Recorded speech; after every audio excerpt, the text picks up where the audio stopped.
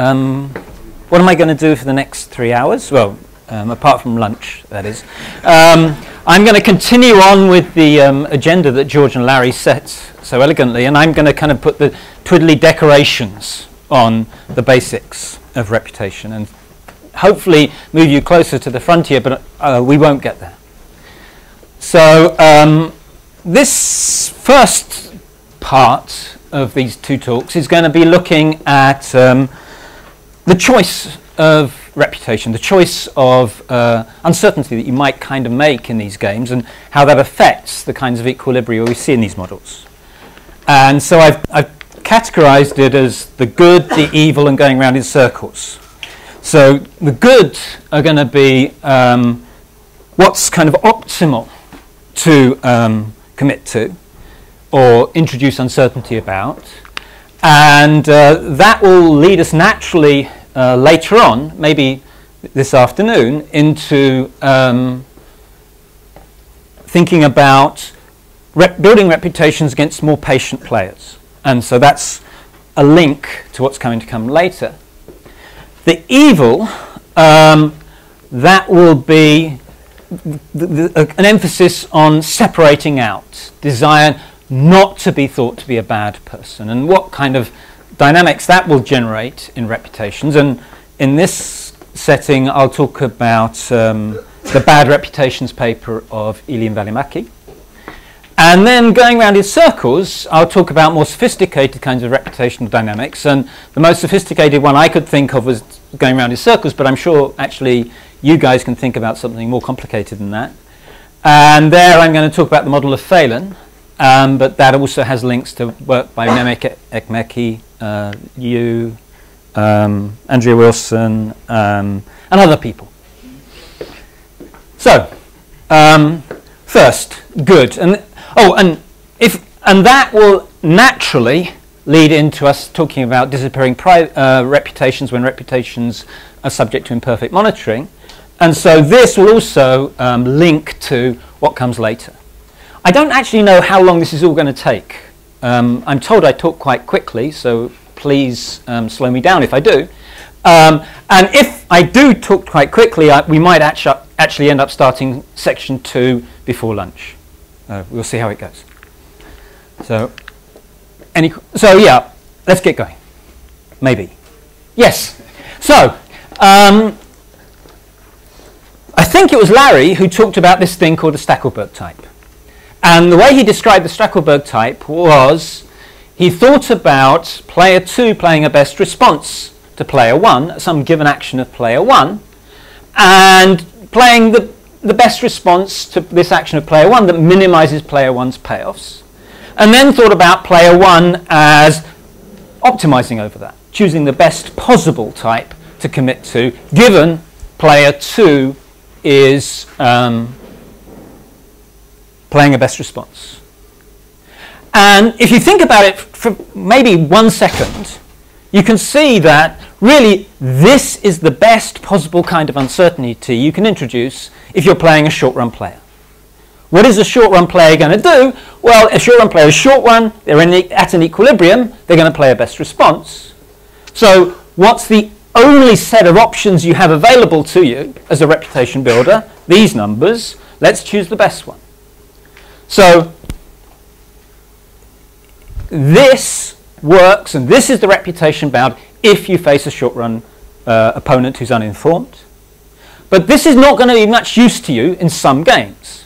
In some games, like most zero-sum games, the prisoner's dilemma, paper, scissors, rock, making a commitment is not going to get you a lot of profit in the game. If you make a commitment in the prisoner's dilemma, what are you going to commit to? There's a question already. What does it mean, best type of uncertainty? So if you remember what we were talking about, well, what I wasn't talking about, what Larry was talking about, he was considering a world where there are, let's call them commitment types, who play a given stage game action, right? Now imagine you could choose one of those types. You could choose a particular alpha 2. Okay, but so not I can choose the belief of the other, or that No, no, no, no. believe with the epsilon probability, but I actually commit my type. And Yes. I see. Is that clear? Good. Sorry, I should have made that clear. Okay, so it seems like this literature isn't going to be much help in considering helping the long-run player in getting good payoffs in particular kinds of stage games. Prisoner's Dilemma is one of them. So what are the routes out of that? Well, what you might want to do is start thinking about worlds where the uninformed player is not a short-run player, is thinking not just about what they get today, but what they get in the future. And in that kind of world, it might be possible to build reputations and commitments to build the uncertainty to do better than building a stage game commitment. Is that clear now? So in my world now, I'm not choosing a stage game strategy to put in your head for you to worry about. I'm choosing an n-fold repeated game strategy to put in your head for you to worry about. Okay? And if I chose an n-fold repeated game strategy to put in your head and for you to worry about, well, here's the definition of the repeated game payoffs. And what you might want to do then is think about the best possible n-fold repetition of the stage game to commit to. And that would be the number. Okay? So if we go back a slide for a second, here you're committing to some stage game strategy. You're choosing the best commitment to make. Go forward a slide. Here you're committed to some n-fold repetition of the stage game. I'm sorry, I didn't realize that the people at the back wouldn't be able to see right down here. My slides are rather full. Picking up the thing wouldn't help. The writing would still be down there. I'm sorry. So you cannot do it on the sides. I can do it on the sides. Oh, good. No, you have. I have, but the people at the back, unless they're really good eyes, they can't see that either. They're younger than us, Martin. Okay, good. Pretty much everybody's younger than us. Sorry. No. Good point. Sorry. Sorry, was there another question? So I can choose my type and I can verify my type. No. If we were thinking about a repeated game with incomplete information, where there was one-sided incomplete information, and we were thinking about introducing more sophisticated kinds of uncertainty about the commitment actions that could be played, this is the kind of uncertainty certain people might want to introduce. Because if I could introduce this kind of uncertainty, and if I did face an uninformed player who was relatively patient and was playing a best response to my commitment action, I would get this number. Yeah?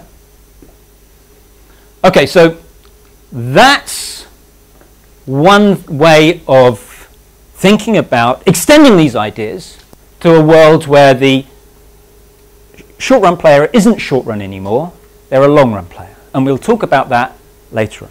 So you think that every n periods comes a new player? Or that Every n periods, my strategy, the n periods is the amount of memory my strategy has, in some sense. So you have an overlapping of this. Not overlapping, not overlapping. Overlapping between those levels. Otherwise it seems The strategy I commit to, okay, so think about the stage game. I commit to play the same stage game strategy each period. In this world, I commit to play the same strategy every chunk of n periods. Okay, new chunk of n periods, I play the same strategy. Yeah? I think the question, if the opponent is not short run, what is he? And it's the same opponent as long run as player one? Implicitly in this world, yes, but that actually won't be the case later on, but implicitly in this assumption, yes. A second kind of uncertainty we might want to consider, so this is more sophisticated kind of uncertainty. Second kind of uncertainty we might want to consider is just committing to a repeated game strategy, not committing to repeating behavior time after time, and then finding a repeated game strategy that somehow is very good in terms of average payoff. And we'll talk about that later too. Okay? But the big point I want you to get just from this stupid introduction is that when we commit to stage game strategies, there are only certain payoffs you can get, and that may not be very valuable in certain games. We'll talk about this later. So, yeah, that's what I just said. So now let's think about what I call evil types or harmful uncertainty, because there's a literature on that. There's a literature that describes not reputation as a beneficial property, but reputation as a harmful property. It does me harm. And what you want to do then in those kind of worlds is you want to take actions to show you're not evil. The problem is, of course, this taking these actions to show you're not evil can impose costs on us.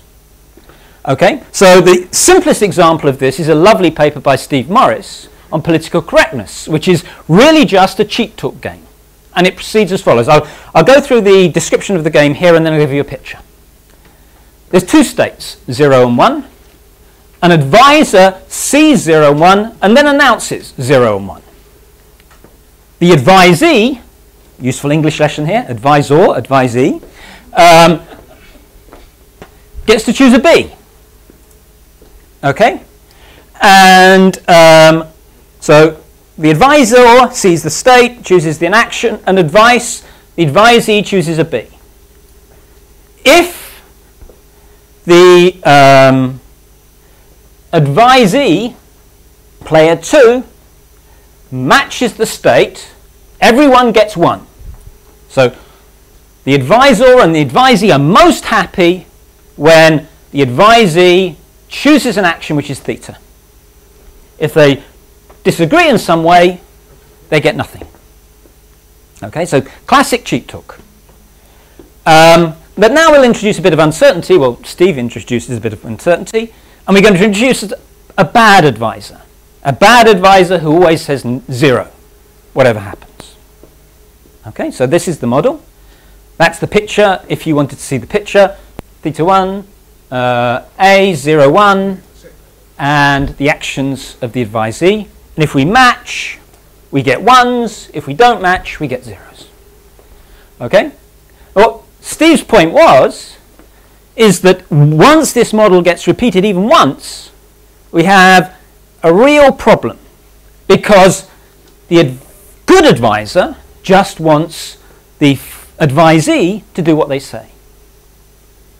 And that's a problem for them, because there's a tomorrow. And if I take an action which makes you believe I'm the bad advisor today, then you're less willing to take my advice tomorrow. Okay? So what he shows is that suppose that it's possible that if the advisor saw a 0 signal in the first period, they might choose to announce 1 in the first period to separate out from the bad advisor, just so that when we get to the second period, their advice will be followed. There's a trade-off. So here's this little analysis. If you see 1 in the first period, you're happy to announce 1 as the advisor because you know that the bad advisor will only announce 0, and you're known and revealed to be a good advisor. If you see a 0 in the first period as the advisor, you're conflicted. You'd like your advice to be followed. You'd like the guy to do a 0 today. But on the other hand, if you announce a 0, the guy will update or increase the probability they think you're a bad advisor. And if they increase the probability they think you're a bad advisor, maybe they're less likely to follow your advice tomorrow in the very last period of the game.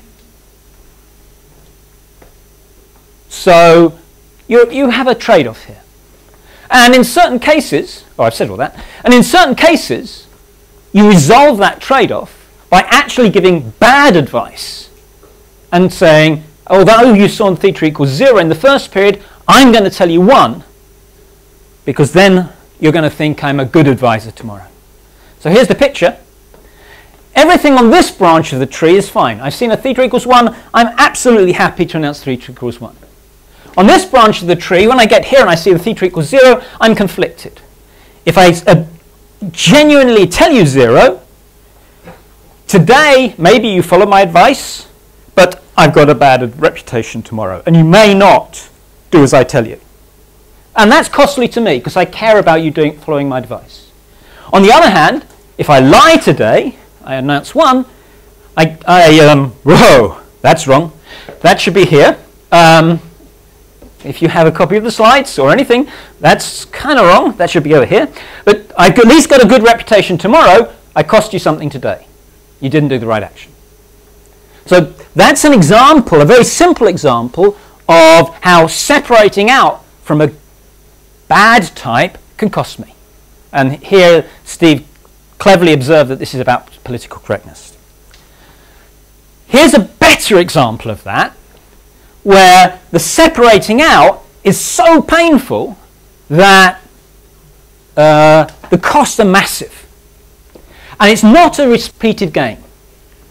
What we have is a game where somehow the uninformed player can terminate the relationship. So after a certain number of periods, I say, the hell with you, I'm walking away. And what happens then is because this option to terminate is so primal, I suppose, in the mind of the signaler, it makes it very, very difficult for them to separate out. So, but it's not quite a repeated game. So this is an example where these costs are severe, not quite a repeated game. Here we can turn off the learning. If you can't turn off the learning, if the game goes on and on and on and on, eventually these costs will be incurred, you will have signaled your type, and a good reputation will have been built up. You'll have separated out. But because you can turn off the game, because you can end the relationship, that's not possible. So, it's difficult here for the good types to separate out from the bad types. They get stuck with a bad reputation through no fault of their own. Okay, and if you want to think of an example of what's going on here, it's something called a credence good. A credence good is like what happens when you go to the doctor. You don't know what kind of treatment you need. The doctor says, this is what you should give me, this is what you should have, this will make you better. You don't know whether it's going to make you better. Even after you've taken it, you don't know much whether it's made you better. It's just you're paying for a good that you don't know its value. It's called a credence good. But in this case, it's going to be a motorist who's going to a mechanic, and they have a decision to go to the mechanic or not. Maybe if it was a British person, this should be dentists, because British people are famous for not wanting to go to the dentist. But here, it's Americans and their cars. Johannes will identify with that. He's very keen on cars. So if you opt out from the relationship, you get nothing. If you do visit the mechanic, well, what happens then? The mechanic sees whether your car is bad or not. State theta E needs a new engine. State theta T needs a tune-up. The motorist cannot see this hidden state. The mechanic then chooses whether to do a T, which is tune up the engine, or do an E, which is replace the engine. The motorist sees the actions of the mechanic but can't see why they did it. So here's the extensive form game. Oh my goodness, yes, the driver moves first, visit or not visit. Nature moves second, randomly choosing a state. The mechanic chooses E or T, and then they get some payoffs. The payoffs are for a normal mechanic are exactly the same as the motorist. If he does the right thing, it does E in state theta, everyone's happy. If it does the wrong thing, does T in state theta, everyone's miserable. And very importantly for the argument, W is a lot bigger than U. So it's really bad when you do the wrong thing. So that's the stage game that's played every period. But of course, it's perturbed by amount of uncertainty. So we're going to introduce a bad mechanic that always replaces the engine. So the good mechanic wants to separate out and get the agent to come to them. The bad mechanic just replaces the engine. Mu is... So what's the general structure? So the payoffs are realized at the end of the period, but the agents don't see them? Yes. all models here. No. I think there was a nice story about terrorists a long time ago where you said, well, you're taking these actions and you only find out what happens right at the end. But for the sake of argument right now, let's just assume you don't. I don't think it would matter a hell of a lot, but I think I thought about that a second ago when I was writing these slides, but right here, right now, I have no idea. Okay. So let's just assume you can't see U's and W's. But I don't think it's terribly important. Maybe it is. It is terribly important. You can't see W. The motorist can't see their payoff. The mechanic, of course, can see the payoff, but the motorist can't. Yeah. Just like in the imperfect monitoring world, you often assume you can't see payoffs. Okay. So what's the result? That if you fix a mu, any small amount of uncertainty, as you make the players more and more patient, discount factors of the mechanic getting closer and closer to 1, her payoff at every Nash equilibrium converges to 0. So there's almost no trade, effectively. There is a finite number of trade, but in terms of utility, not much. Okay, so how are we going to do this? Well, let's make some observations first of all. The notation first of all is going to be beta E for doing the right thing. Beta E is the probability you replace the engine when the engine needs replacing. Beta T is the probability you do a tune-up when the tune-up needs doing. So we can write then the expected payoff of the motorist who visits the mechanic if the mechanic follows this strategy as this. With probability a half, the state of the world is the engine needs a tune-up. With probability beta 2, the mechanic does a tune-up and everyone gets U.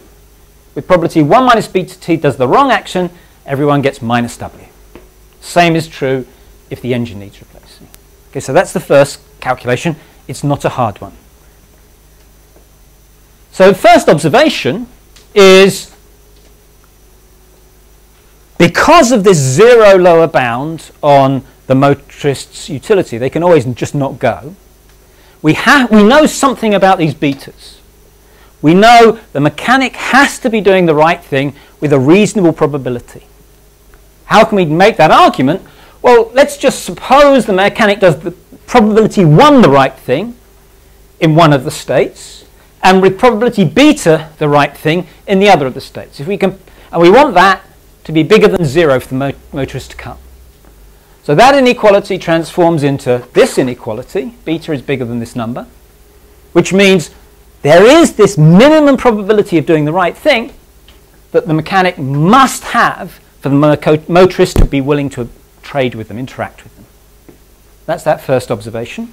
And a kind of corollary of that first observation is if the motorist is quite sure that the mechanic is bad, they won't go.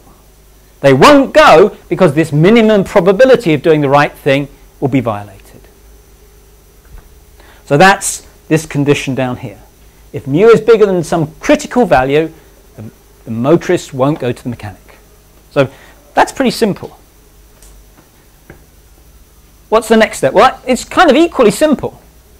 Question back there?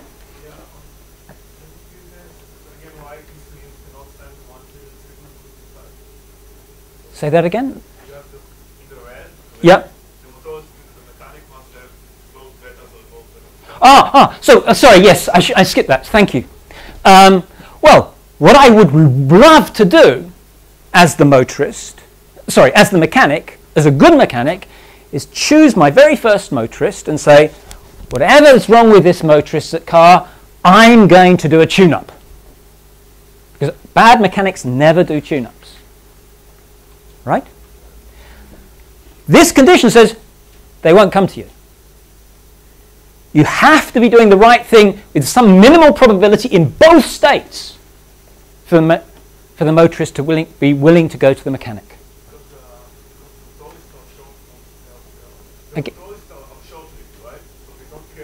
Exactly. They're only comparing with what they think today with 0.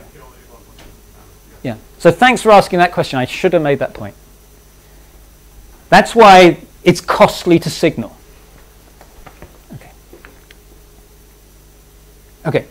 So now let's do Bayes' theorem. And what I've written here is just how you would update your beliefs if you started with mu0, probability of a bad mechanic, and moved to mu1, probability of a bad mechanic, if you saw your engine being replaced today. If you saw a tune-up being today, you would know the mechanic was good, so that's not very interesting. If you saw the engine being replaced today, then it's a possibility you face the bad mechanic. So what have we learned from this? Well, we've learned an important fact, which relates to what you just mentioned. Because for the motorist to be willing to come to the mechanic, we have to have the mechanic doing the right thing with some positive probability. That must mean that this update is a big update when you do an engine tune-up. Why? Well, if you go to the mechanic ex ante, there's a probability of half you need a tune-up. If you needed a tune-up, the good mechanic has to be doing a tune-up with significant probability for you to come to them in equilibrium. So when you go to the mechanic and see your engine being replaced, you're throwing away those massive events where a tune-up occurred. And so you've learned quite a lot. So this says you've learned a lot when you see your engine being replaced.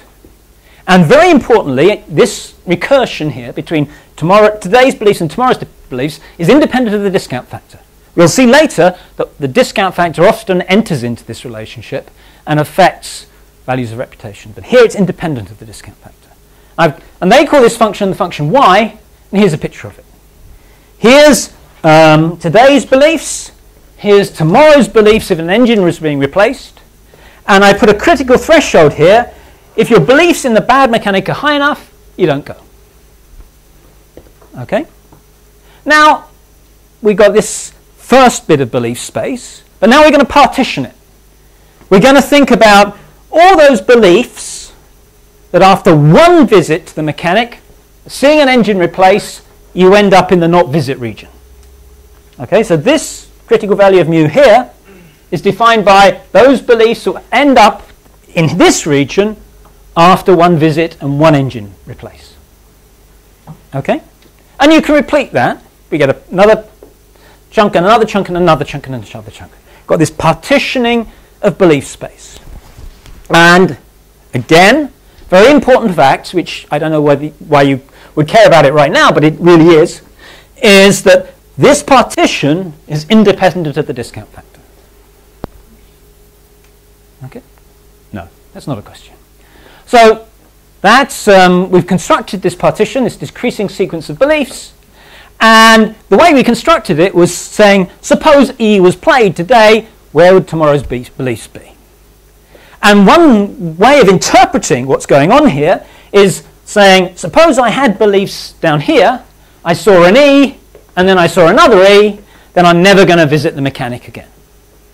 But that's not much use, because why would you necessarily see an E here or an E here?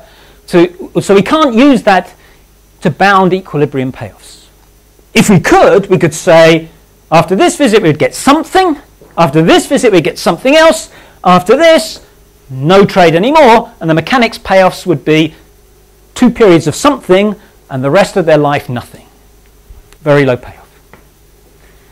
Okay? So let's finish it by saying we can apply these steps even if E is not played. So there's a bunch of little steps we're going to need to do, which are just silly inequalities, and they're relatively easy. So first of all, let's pick a prior somewhere in one of these intervals and think about this piece of notation, which isn't really very complicated. It says, suppose I saw theta t today, I'm the mechanic, and I chose to do E today. Let's define this number z of E. Oh, what do you call it here, Z or Z? Anything you want. Thank you, thank you. It's not clear. zeta. Oh my goodness. I'll call it z of e theta t. Okay? And this is going to be the continuation payoff if that was the state you saw, that was the action you took. And so we can vary this action, you can vary this state, we can write z for each of those. Okay? And we're interested in the worst equilibrium in this range. So we can, if we're interested in the worst, we can kind of assume that the motorist visits the mechanic in the first period. If they didn't visit the mechanic in the first period, then the worst equilibrium would have to be 0. That's a simple recursive argument that you may well have seen already. So let's assume the motorist visits. And we know that if the motorist visits the mechanic, then there's some minimal probability that the mechanic is doing the right thing at this equilibrium. So what does that mean? Well, it means that doing the right thing at this equilibrium for the mechanic is not worse than their equilibrium payoff. Because doing the right thing is one of the things they're playing at this equilibrium. So our mechanic's payoff from doing the right thing is u today, and then I did e when it was theta e, I did t when it was theta t tomorrow. So that's a bound, an upper bound on mechanics payoffs in this interval. Now all we're going to do is play some games. First game we're going to play is to deduce that doing the right thing in state E is weakly better than doing the wrong thing in state E. Here I did t, and I got minus w. And that's going to give me, hiding that for a second, an upper bound on zt theta e. Okay, I'm not sure how successfully I have been at hiding that, but let's assume I've hidden that. Just rearranging that. And then we use imperfect monitoring to deduce that zt of theta e, when I saw theta e and I did t, my continuation payoffs have got to be exactly the same as when I saw theta t and did t. Got to be. Because the continuation can only depend on the t's. Okay, so what I've got now is an upper bound on zt of theta t from here, in terms of ze theta e. Okay? So if I take that and substitute it back, into that expression here, I've got a new upper bound on my equilibrium payoffs on this interval.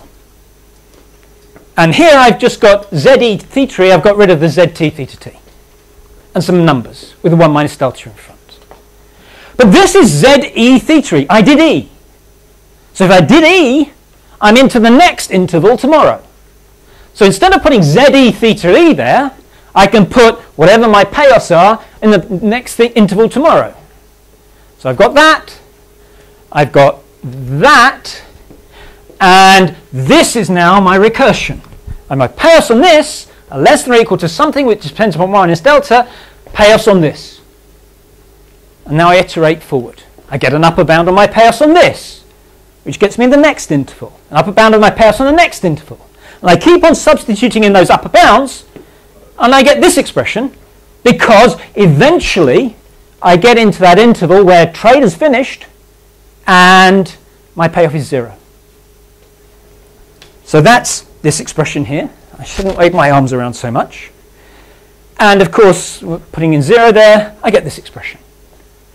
So now I've got my payoffs on this interval, some constant, by times something that tends to 0 as delta tends to 1. So wherever I am on this interval, my equilibrium payoffs are insignificant as my discount factor tends to 1.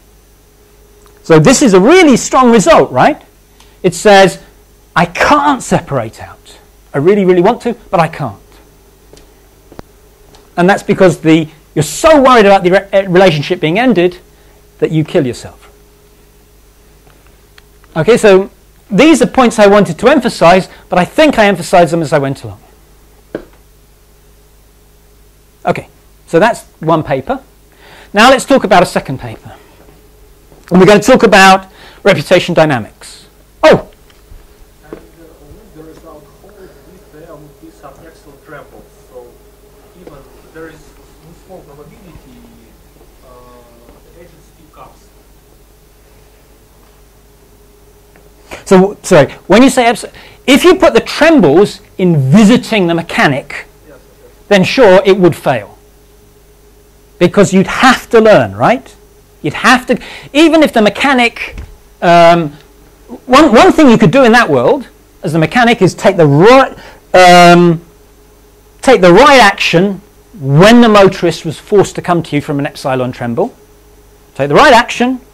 Every subsequent motorist knows you're a good mechanic. So it would, you're absolutely right, it would completely fall apart. But it's that short, it's very much like, I hope, what Johannes is going to talk about, no, Drew is going to talk about, I don't know, it's very much like a bandit game, right? If I choose to stop learning, that's it.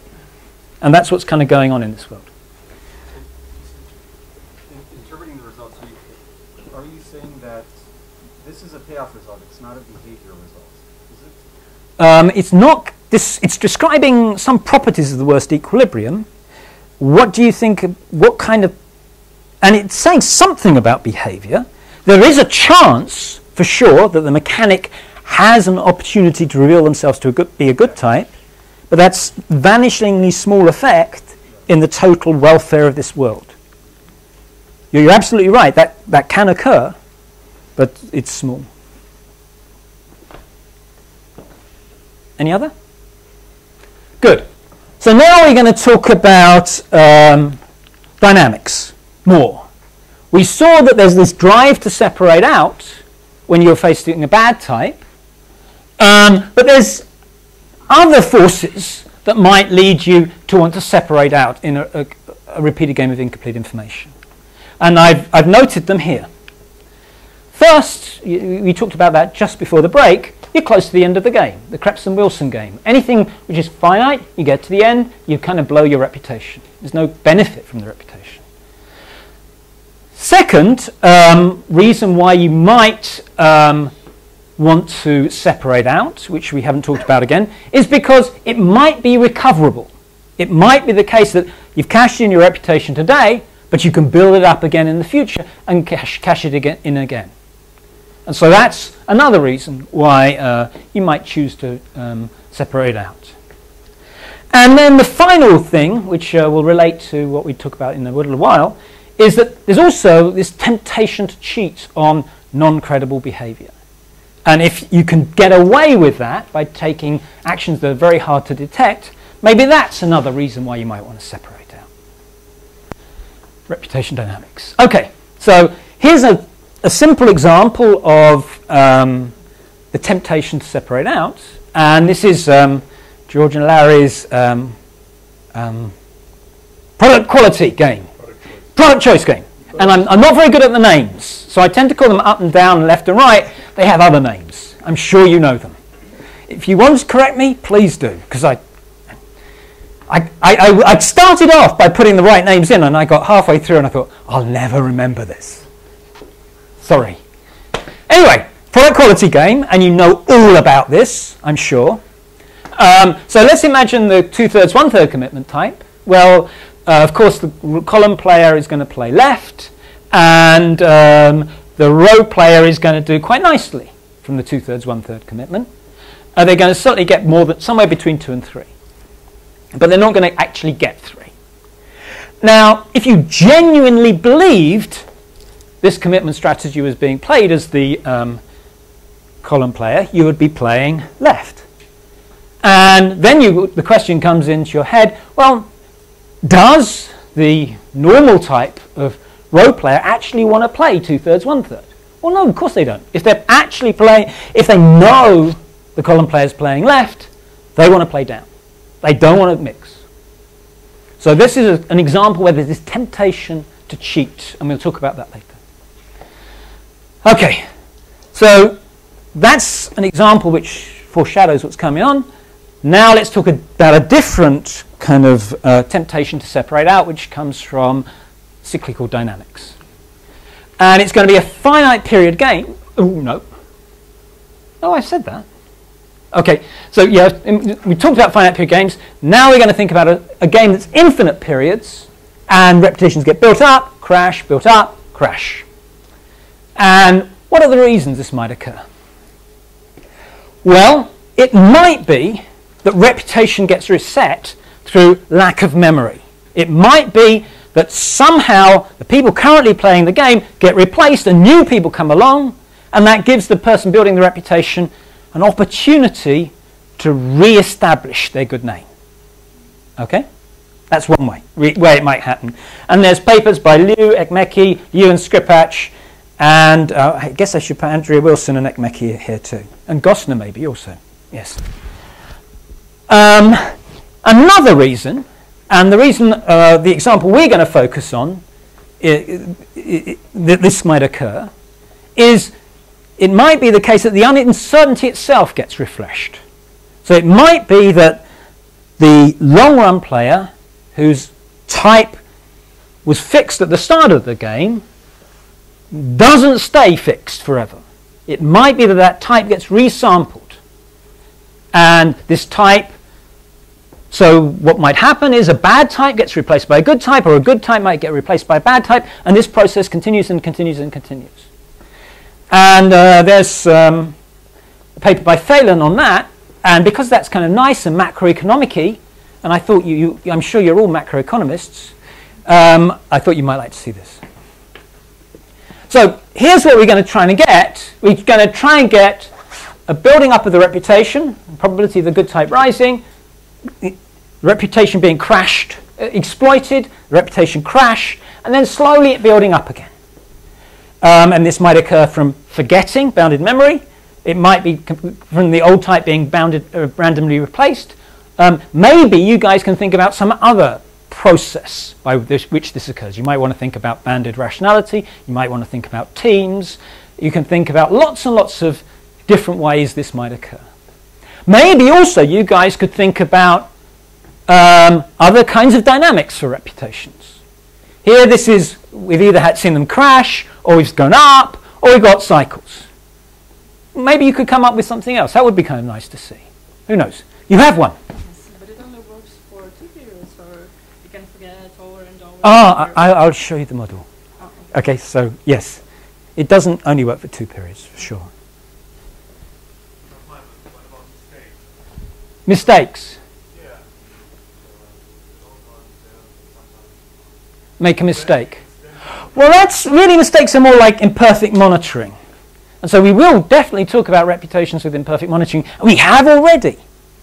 But I would put the mistakes thing, into these small deviations that you might be able to get away with. Because what a mistake, if I do something bad to you today, I can say, oh, I'm sorry, it was a mistake. Oh, I've written a wrong theorem up there. Sorry, it's a typo. I'll probably do that later. Okay, so let's talk about Phelan's model. It's a macro model, and we've got 2 players, a government and a single household, and the household is the short-run player. The government can be, and the household's choices are to produce a good or not to produce a good, output. And output's Q for some really useful game theoretic reason. I have no idea why. It should be Y, shouldn't it, output?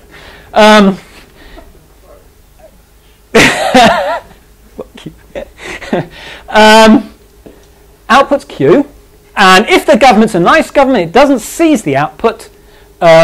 It just takes some tax on that output, and the producers, the consumers, get the rest of the output, and they have to pay the costs of producing. On the other hand, if the government confiscates it today, they get all of output. Lovely. And the poor old suckers, the consumers, they just have to pay the costs. But of course, we as consumers have a choice. We couldn't produce. Okay? So, and nothing gets produced then. And actually, this model, or versions of it, describes a lot of modern macroeconomics. You can use it to describe debt. You can use it to describe banking. This is their model. After GE, this is their model. I'm sorry. It's not true. It's not true. And we'll suppose the strategies are beta 1 minus beta, household produce, not produce, and alpha 1 minus alpha, alpha, not confiscate, confiscate. So this has been flipped. Alpha is the probability of confiscate. And you can see here very clearly what's going to be true in this world. If alpha is very high, confiscation occurs a lot, they're not going to produce. If alpha is very low, confiscation doesn't occur very much, then the consumers are happy to produce. And there's a critical value of alpha, which is 1 minus that number, such that the consumers are indifferent between producing and not producing. Okay? And so this is the best response correspondence. Alpha low, sorry, that's alpha, 1 minus alpha bigger than the number, alpha is less than the number. Alpha low, that means produce. Alpha low, alpha high, not produce. That's right. Good. Okay, so now your question, how are we going to model the dynamics of the government? Well, we're going to model it as a Markov process. There are going to be two types of government. There's the low tax type, which is going to have beliefs about it mu t. And there's going to be an opportunistic government, that's a polite word for it, who just always... I've got that wrong. There's a low tax government who always does low tax, never confiscates. There's an opportunistic government who... Oh, gosh, I just realised these are being recorded. The opportunistic government...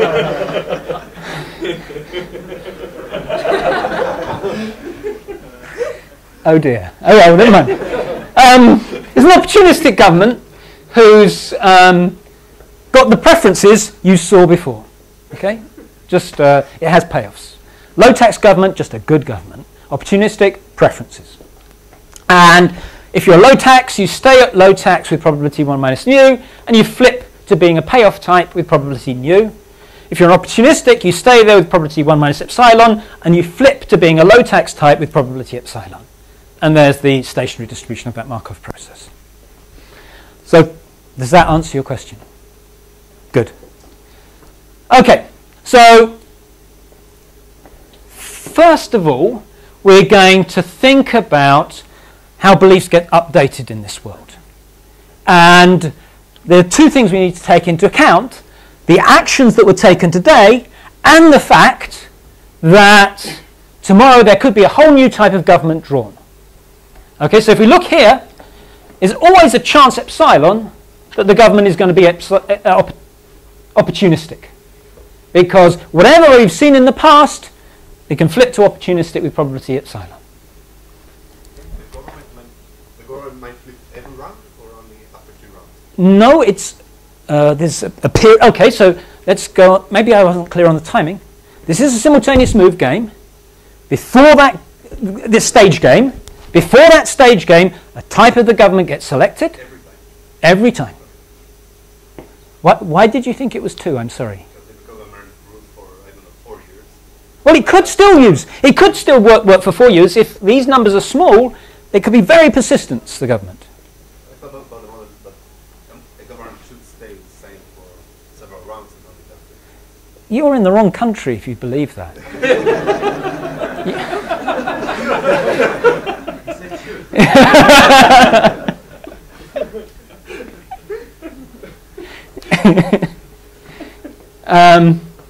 So we're going to think about the belief updating, and we have to take those transitions into account.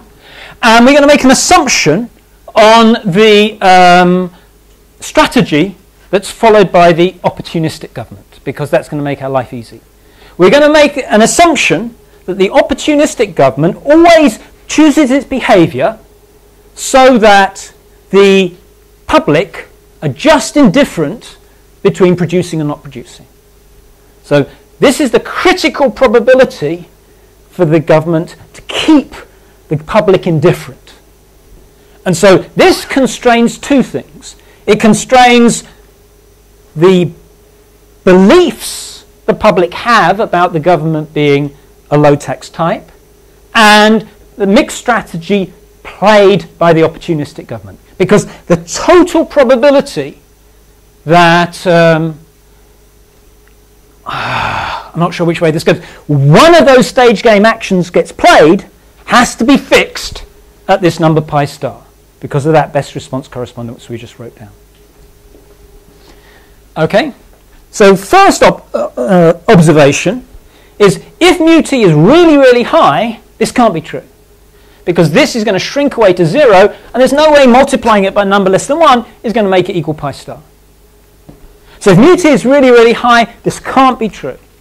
So if I'm really, really certain the government is a low tax type, this is going to fail. So a second thing we're going to observe is that mu-t goes up, probability of an opportunistic government goes down, more and more likely that it's a low tax government. To keep this true, alpha is going to have to go up. So as I become more certain that there's a low tax government out there, the opportunistic government is going to have to confiscate more to preserve this equality. So as reputations goes up, temptation to cheat or actual cheating behavior increases. So that's quite an interesting. Better view of me, I cheat more often. Ultimately, when this fails, I cheat with probability 1 if I'm the opportunistic government. Okay, so that's what that said there.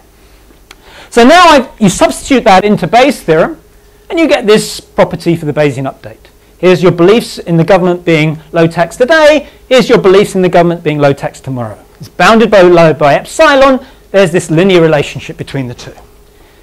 Okay, so as I said before, probability of the low tax government in this world with some parameter assumptions on this pi star cannot fall below epsilon. Okay. Point thing, this has a slope less than 1, so I'm going to draw this picture now. Here's the 45-degree line. Here's today's beliefs. Here's tomorrow's beliefs. Here's how beliefs are going to evolve if these conditions hold true. And they're going to go up and up and up and up and up until we get to this point here where they should stop. Duh. But onto that picture, I want to put another line. I want to put that critical threshold where once alpha gets to this critical threshold, once mu gets to this critical threshold, I can't preserve that equality anymore. Once I get to that critical threshold, I have to reveal my type with probability 1 because the temptation is just overwhelming to seize those assets. Okay? So maybe that's going to come... So beliefs evolve upwards. Here's my critical threshold. And what's going on in this world now? Well, for low beliefs, at this putative equilibrium, we're going to have an upward revision of faith that the government is a low tax type if, as a result of this randomization, the opportunistic government plays, it chose not to confiscate that period. So if we see not confiscate, not confiscate, not confiscate, beliefs will rise until we get past this threshold. And at this threshold, when we hit this threshold, here the government faces a choice. It will reveal its type. It will reveal its type because here it's overwhelmingly faces a big incentive to seize those assets if it's an opportunistic government. On the other hand, if it really genuinely was a low tax government, these beliefs will continue to move on up to here. So what happens, hopefully, is a picture of something like this. A history of play might look like moving up here, seeking a sequence of periods where no confiscation occurred. At some point here, maybe, the randomization by the opportunistic government becomes an outcome where it has to confiscate the assets, and we move back down to the epsilon beliefs and start this process again. Or we keep on going up here if the government is low tax. So I call this a circle. It isn't really a circle. It's more like a kind of birth-death process. It's a finite number of states. You go back to the origin, move up, back to the origin, move up. So I claim this is an equilibrium, but I haven't really proved that to you. So let's just verify this is an equilibrium by writing down some recursions.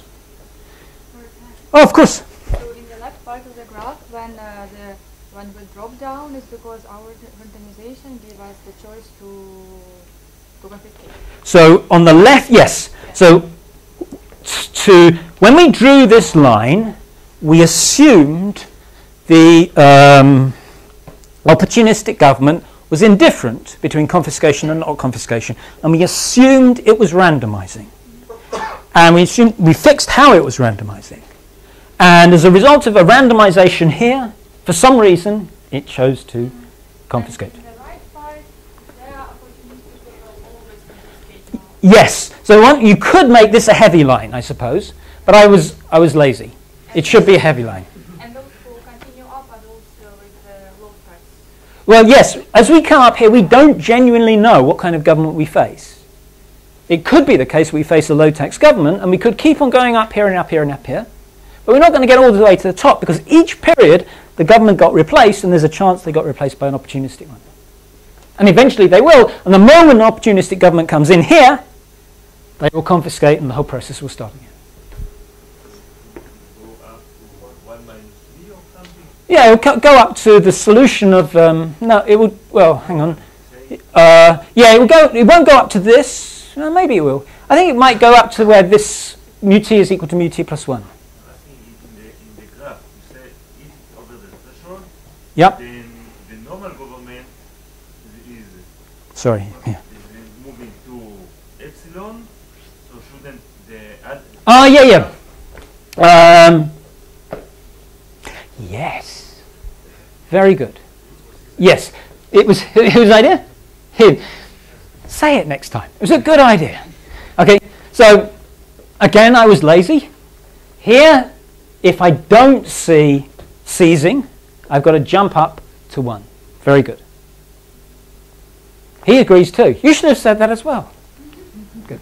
Thank you. Okay, so let's just check it's an equilibrium. We need to preserve the indifference of the government between seizing or low tax in any period along this step, and these recursions do this. We need to ensure that the threshold for cheating is sufficiently high, so we need to have that. I don't understand what this is. It means it's stochastic. Yeah. Where's the? So You could, by chance, you could be jumping back. Can't you? so these are like These are expectations. yeah. This is your expected utility at the nth step, and that expected utility at the nth step, because you're indifferent, is either your expected payoff from what's that? Grabbing all of output today and going back to the original state. That's your expected utility in the original state, and it's also your expected utility from moving up a step, not seizing your output today, and moving up to the n+1th state, if you survive to the tomorrow. But your distribution, I mean, at least your verbal Yeah.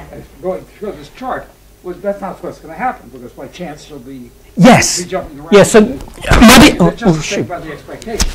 It's a kind of conditional statement, though. It's conditional on you still being alive. This is what your payoffs look like. Your conditional expected payoffs look like. So it's like. You're alive. What are you not dying? Yes, you The are. government disappears. So epsilon is the probability you get killed, Oh, essentially. you start the analysis all over again? Yeah. So you don't need so many periods. You can truncate stuff by just sticking it in the n+1s and the zeros. So, and oh, sorry, the final condition for we need to check is, once you get right up to the top, you go back to the origin, and so that gives you an expression that these two things don't apply at the very final state. The very final state you seize with probability 1, and then if you're lucky you're still alive, you end up back at the origin, the original state. Right. Well, would you be interested in questions like the probability distribution, the number of steps Ah, to it must be built into the V's, mustn't it? But it's quite a nasty calculation. Yeah. Yeah. Higher order multiples. Yeah. So you could do that, but to describe the equilibrium, I think this is enough. Sorry, you had a question. What about other equilibria? Ah, that's a great question. So, what about other equilibria? Are these unique? It's a nice Markovian equilibrium. Yes. I kind of doubt its uniqueness, though. But you I have no way of finding one, but maybe someone, let's give them a job. Find another one. Question. No, good. So, I kind of think, as I said, I talked faster than I anticipated. So what we're going to do now is we're going to start tomorrow, no, not tomorrow's, this afternoon's slide, because I've got an awful lot of those to get through, if you don't mind. Thank you. It might take me a second to find them, though.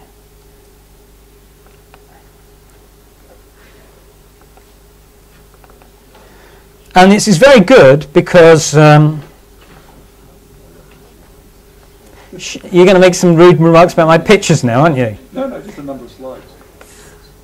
Oh, what was the number of slides? 111. Don't worry, it's fine. A lot of them are just bullet point, bullet point, bullet point, bullet point. Relax. You've got a whole 2 hours to get through 111 slides. It's only one a minute. Right. So it's good that we can do this also. It's good because this is something we alluded to in what came before. Because now we're going to think about this issue of the reputation builder making secret and small deviations from this reputational action. And we're going to see what consequences it has. We're going to look at the result on temporary reputations. And then, I really won't get to that this morning. We're going to look at what how these things will change if we have a more patient uninformed player. It's not a short-run player, it's a long-run player. So we'll start with this. And I talked about this example before. We have a commitment type who always plays 2/3, 1/3, and we have a payoff type who plays the product choice game. And I'm going to argue, for the sake of this exposition, this game has imperfect monitoring.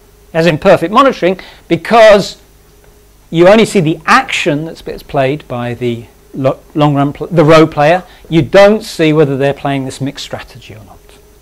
Okay? So this is almost the simplest form of imperfect monitoring you could imagine. You could introduce more complicated monitoring structures like the ones George talked about this morning, but this will do for us right now. And again, this has this temptation to deviate from the commitment action. But you already know what we know, the payoff bound that arises out of this game. And you know how to prove it. What we're going to show now is that in a game like this, the reputation for being this type has to be temporary. Can't go on forever. Okay? So I think this is just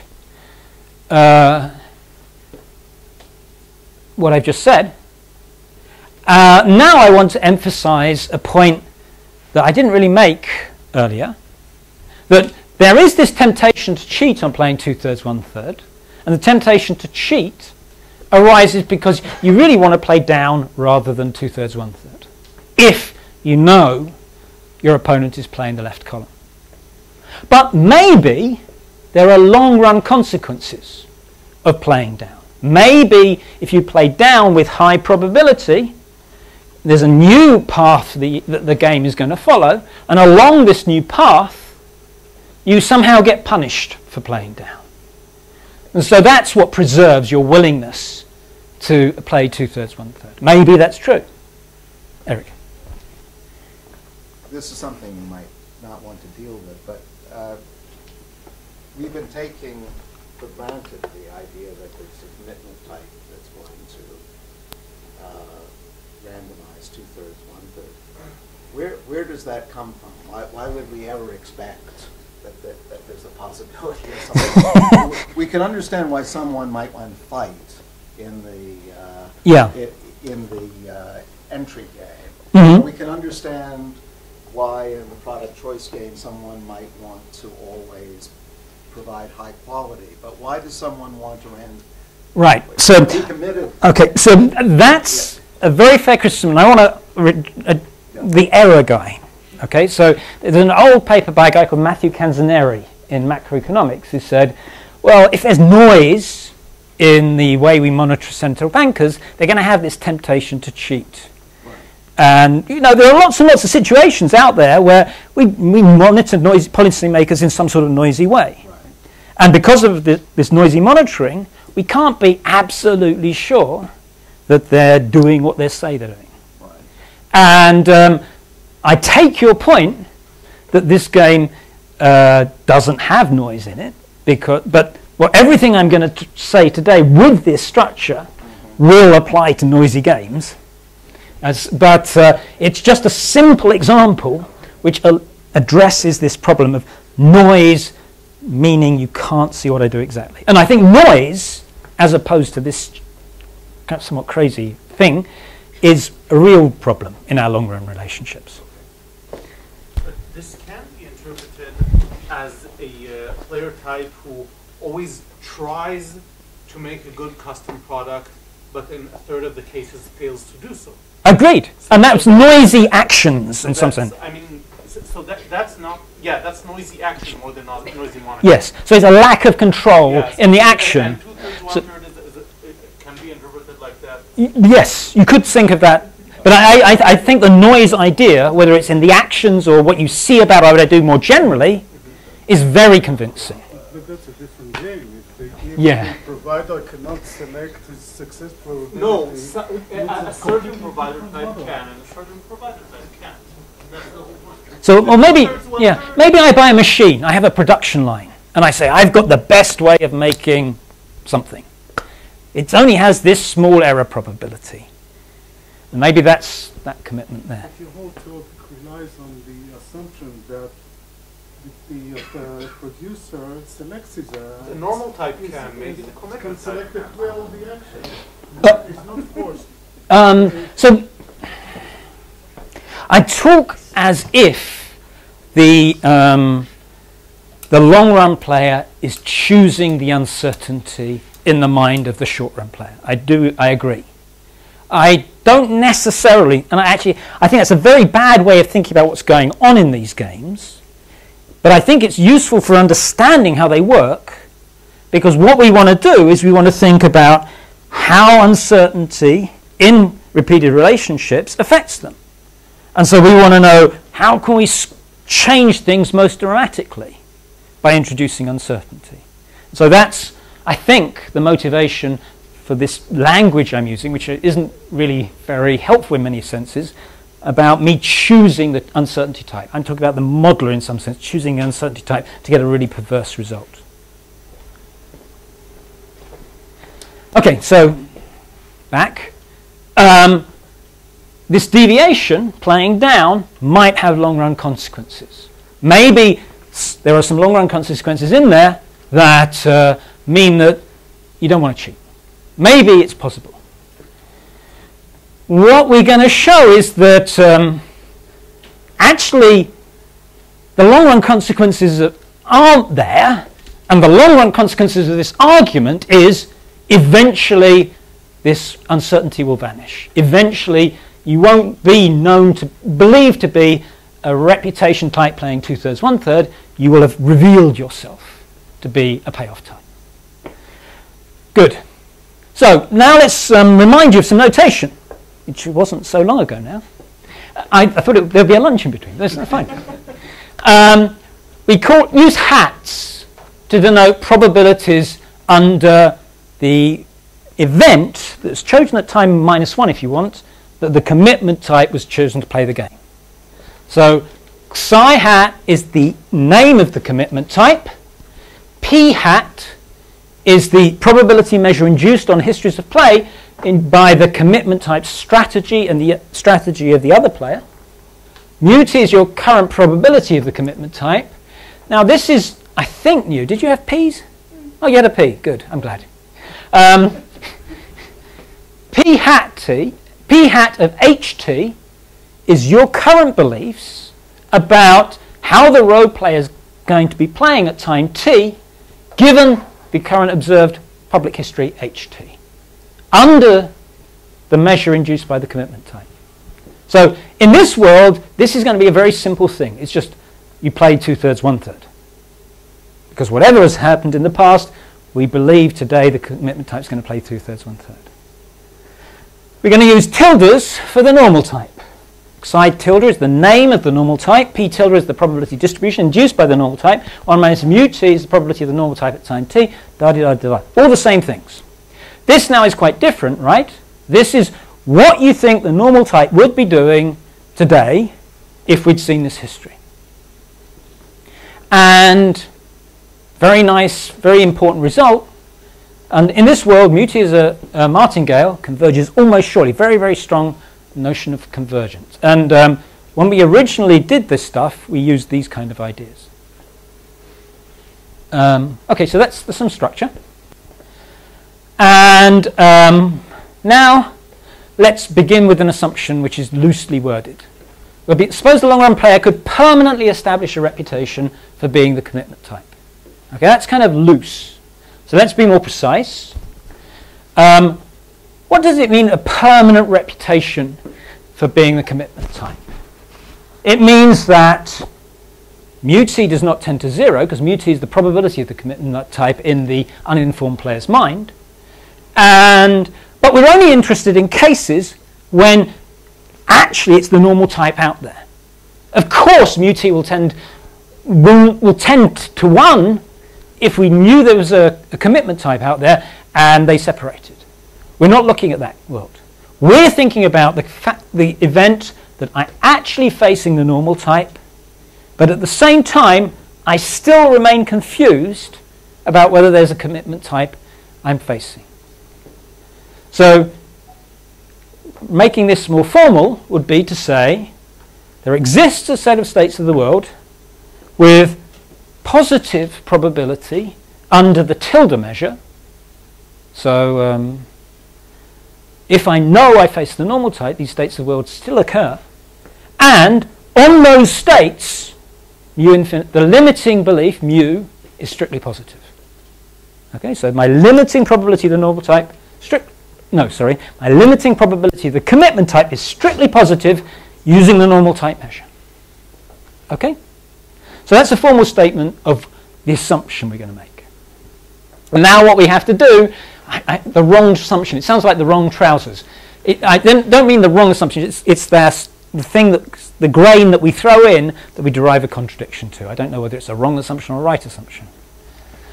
Okay, so first observation, and this is the only part of this proof I'm going to do formally, is a merging argument. And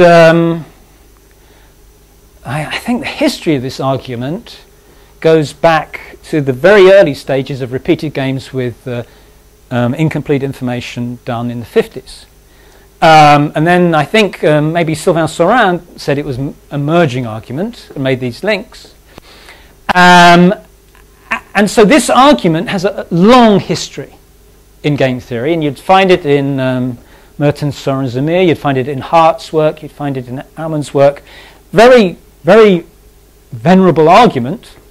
And there's lots and lots of ways of doing this argument, and just to be consistent with what George did, and to make your life hell, I'll do it a different way. Because George is like that. But then I draw a picture and it'll be fine. Okay, so what we're going to do, we're going to define a set, an event, I suppose, xt. And this is going to be the event where this distance in the, I guess that's an L1 norm, is less than a sixth. What does this distance mean? Well, this is the mixed strategy. Now I've just used a bit of abuse there. We're going to call it mixed strategy played by the commitment type. And this is, it hasn't got a tilde on, it hasn't got a hat on. So this is the unconditional best guess of the uninformed player about what action the long-run player is going to be playing today, given the history HT has been seen. So this is a vector, my predicted actions. This is the vector, the actions of the commitment type. And we're looking at the case where that's less than a sixth. Why a sixth? Well, it just so happens that a sixth is what we need here. If it's less than a sixth, if these two are within this distance of each other, then the column player is going to play the left column. Going to play a best response to psi hat x. So maybe in this terminology it's something related to what that's epsilon confirming blah blah blah blah thing we heard earlier. But I'm not sure, so I don't want to claim that. Okay, but certainly on this set you want to play left. Okay, and the only thing we're going to prove before lunch is this inequality. And this says what? Well, this is a sum of expectations, and it's bounded by this number. And there's got to be a minus sign missing, I kind of think, but there we go. There's logs of, yeah, there's a minus sign missing. Thanks. Yeah, never mind. Let's look at what's in the expectations. This thing is the indicator function of when we're in the set X. So this is 0 in the set X. So it's easy to make this term 0. We're in the set X. And, I should say what we're getting from this. This is an infinite sum, less than a finite number, so the terms in this sum have got to be tending to 0. How could this be occurring? Well, I've just given you one way in which it could be occurring. We could be in the set X. Another way this could be occurring is that mu t is tending to 0. Okay? But the nice thing about this is it says either one or the other has got to be occurring. You can't have neither. So either you've got to be learning that you face the normal type, or you've got to be in the set X, in the limit. Okay, so it's very simple to prove that, so let's do it. So first observation, what I see at period t is just an average, using my beliefs as the average, of what the actions are at period t. So that gives me that equality. I rearrange it, and I get that. And then I do a really difficult thing. I put norms around everything and make that 1, and I get this inequality. So that's the first step. Okay? Then the second step is that, and I'm not very good at uncovering maths and red stuff, so here we go. What we're going to do now is we're going to consider this and do a calculation. And first of all, there's a 72 here. Why is there 72? Well, basically because 72 is 2 times 36, and 36 is 6 squared. Okay? And we're interested in 6. Give me a minute.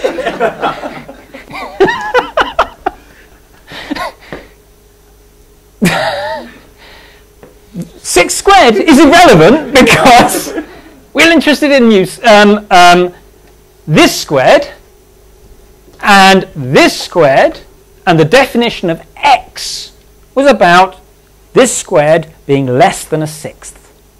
Right? So now let's think about 2 possible cases that might arise in this expectation. First case that might arise is that we're in x. So that's 0. And when we're in x, over here, well, it's positive. So positive is bigger than 0. We're great. What about if we're not in x? Well, if we're not in x, that's 1. But we've also got 1 over 72 in here, or 1 over 6 squared. And we know that when we're not in x, whatever that is, it's bigger than 1 over 6 squared. So when we're in x, that's right. When we're not in x, that's right. So that inequality holds true. Okay, so went down from 72 to 2 because we got rid of our 6 squareds. Okay, so then we do a little thing here where we say, okay, we have this inequality up here. We have this, which is a mu squared times this. Let's put this squared instead of this squared in our expectation. So we've done that. Now we've got the difference between P of ht and P tilde of ht. Now I'm not sure you taught this, now I think about it. Ah, you took it out. It was in your original slides. No. Yes. It's in the handbook chapter. It's in the handbook chapter. Okay.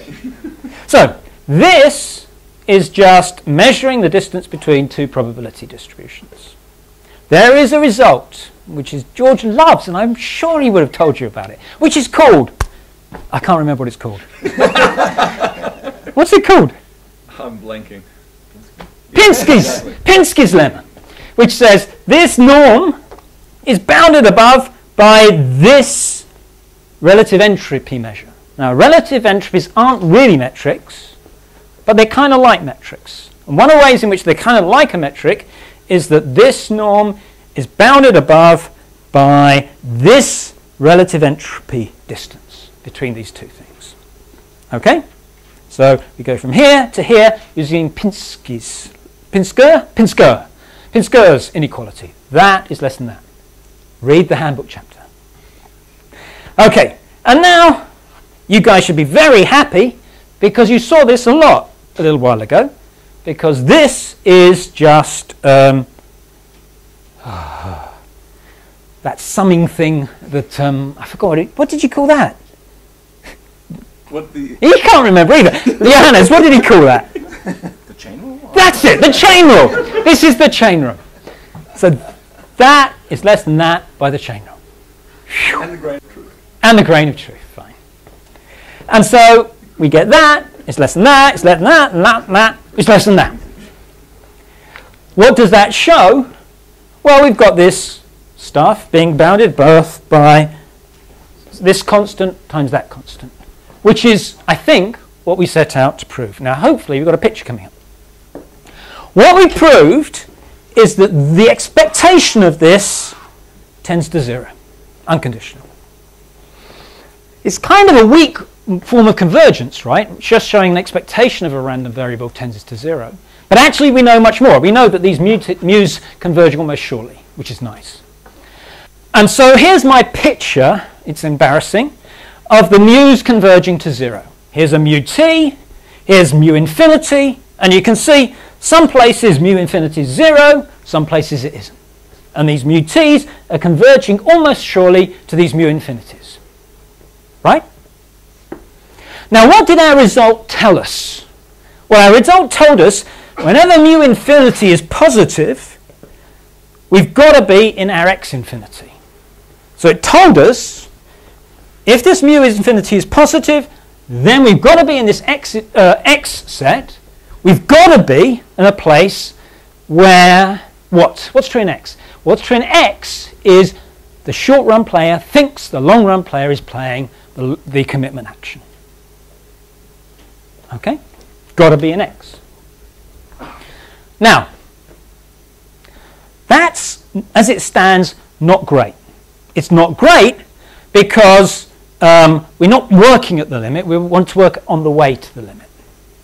So what can we say about on the way at the limit? Well, only one observation I can make at the moment. The observation we made, our assumption, what I call the wrong assumption, said this red set existed. There was a positive probability set of states where mu infinity wasn't 0 under the p tilde measure. Okay?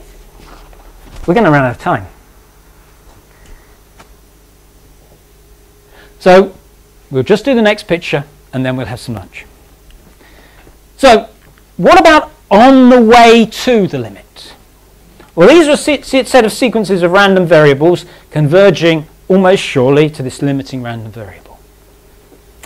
And with a little bit of wiggle room, we can use Littlewood's 5 principles, 3 principles.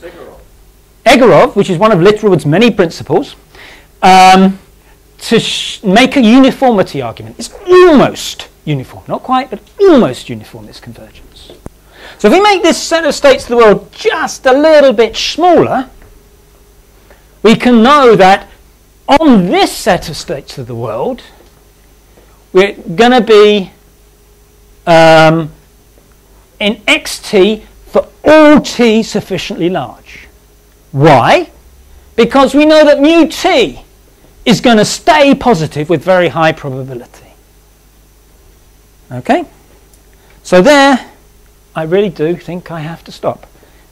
Maybe, yeah. I'll stop there, because I don't think I've got enough time to finish the rest of the proof. See you after lunch.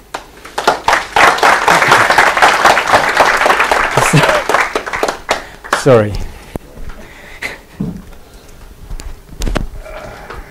In response to your question, I got myself tied up in the